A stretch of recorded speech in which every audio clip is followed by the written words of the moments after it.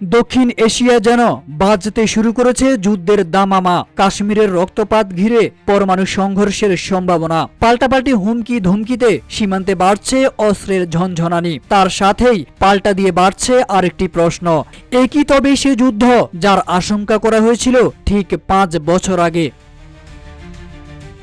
কাশ্মীরে প্রাণঘাতী হামলার পর ভারত পাকিস্তানের মধ্যে যখন উত্তেজনা চরম পর্যায়ে, তখন আলোচনায় আসে 2019 সালের ভবিষ্যৎবাণী, যেখানে সতর্ক করে বলা হয়েছিল 2025 সালে দক্ষিণ এশিয়ার পরমাণু শক্তিধর এই দুই দেশের মধ্যে যুদ্ধ লেগে যেতে পারে। এতে প্রায় 12.5 কোটি মানুষের প্রাণহানি ঘটবে। আমেরিকার রাটগার্স বিশ্ববিদ্যালয়ের এক গবেষণায় এমন আশঙ্কা প্রকাশ করা হয়েছে। বিশ্ববিদ্যালয়টির অধ্যাপক অ্যালান রোবকের নেতৃত্বে এই গবেষণায় কাশ্মীর কেন্দ্রিক বিরোধকে সম্ভাব্য যুদ্ধের মূল কারণ হিসেবে চিহ্নিত করা হয়। ভারত নিয়ন্ত্রিত কাশ্মীরের ঘটনার পর পাকিস্তান আশঙ্কা করে প্রকাশ করে জানায়, ভারত খুব শিগগিরই বড় ধরনের প্রতিশোধমূলক হামলা চালাতে পারে।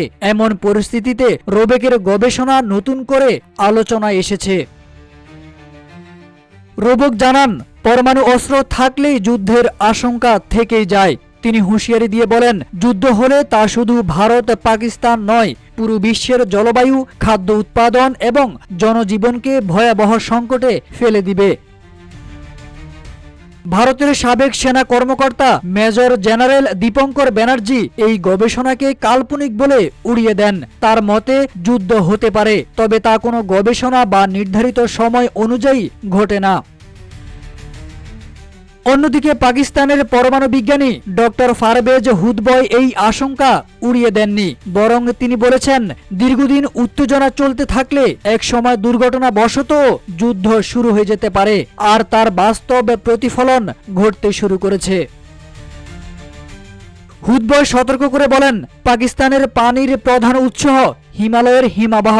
জলবায়ু পরিবর্তনে সেগুলো গলে গেলে কাশ্মীরের কৌশলগত গুরুত্ব আরো বেড়ে যাবে, আর সে নিয়েই যদি কোনো সমঝোতা না হয় তাহলে যুদ্ধের সম্ভাবনাও বাড়বে। বিশ্বব্যাপী পরমাণু নিরস্ত্রীকরণ চুক্তি থাকলেও ভারত পাকিস্তান এখনও তাতে স্বাক্ষর করেনি। ফলে এই দুই দেশের মধ্যে যে কোনো সময় এক দুঃস্বপ্নের মতো পরিস্থিতি তৈরি হতে পারে বলে আশঙ্কা করছেন বিশেষজ্ঞরা। 2019 সালে দেওয়া সতর্কবার্তা 2025 সালে এসে বাস্তবে রূপ নিচ্ছে। কাশ্মীরের রক্তাক্ত প্রেক্ষাপটে পরমাণু যুদ্ধ এখন আর শুধু তাত্ত্বিক আশঙ্কা নয়, বরং বাস্তব আতঙ্কে পরিণত হয়েছে।